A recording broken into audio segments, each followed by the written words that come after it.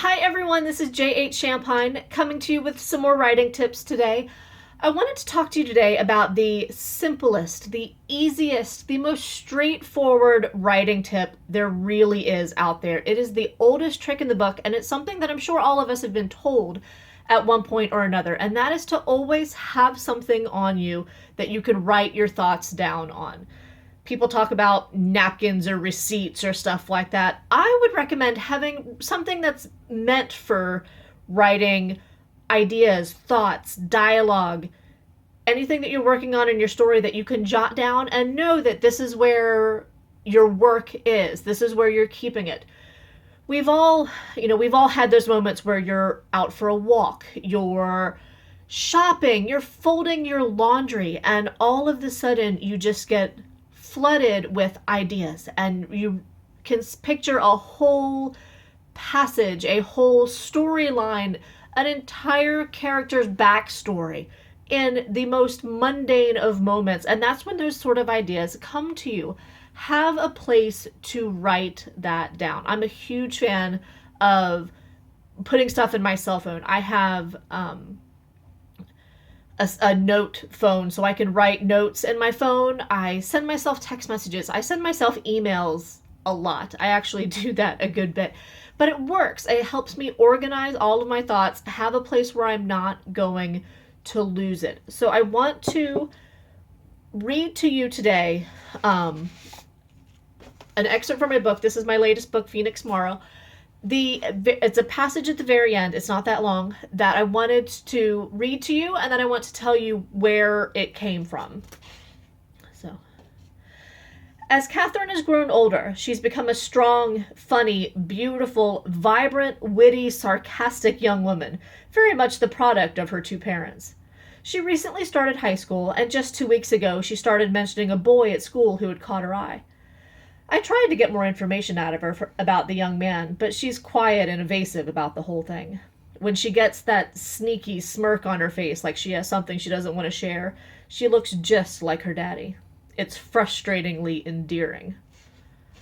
So that entire passage came to me while I was driving, pretty much verbatim, when I had all of that in my head and was driving and was able to get to a place where I could stop, pull my phone out, and get the voice recorder on my phone up, and said those words pretty much exactly like I just read them to you now. And I was able to not lose that because I took care of it right then.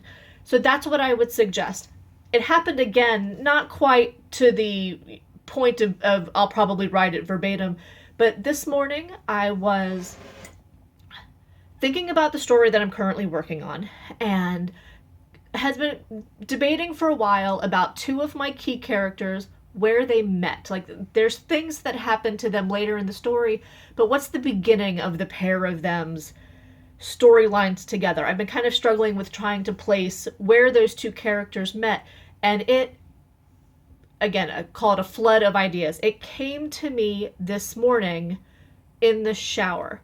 And anybody who has some of their best ideas in the shower, I'm sure you absolutely understand what I'm talking about. I needed at that moment to not lose it. And thankfully, and it actually was a gift given to me years ago by two of my closest friends who I have since reordered because I love it, is a waterproof notepad, and it comes with a little pencil that suction cups to my shower. And it is the best thing ever. I love it. And I'm able to write those things down in the shower as soon as they happen. It's actually funny, sometimes I'll write something that I'm struggling with, and even things like, when did these two characters meet? I can write stuff like that down, and every once in a while my husband will answer the question underneath of it. He'll give me suggestions, which is fun and great.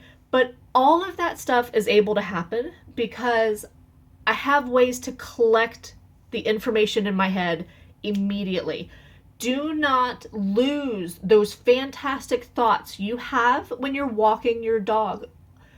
Those are the times, those little tiny moments in our days when the best stuff comes to us. Have a plan as to how to capture them, and make sure you don't lose them.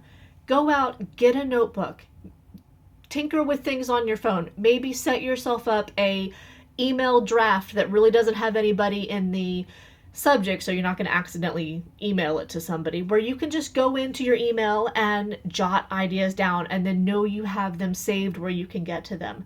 Go out today and make yourself a plan and then use it. All right, well, that's all for today. Have a fantastic day. I hope everybody survives the blizzard on its way to Baltimore. I hope I do as well. So have a great day, guys. Thank you so much.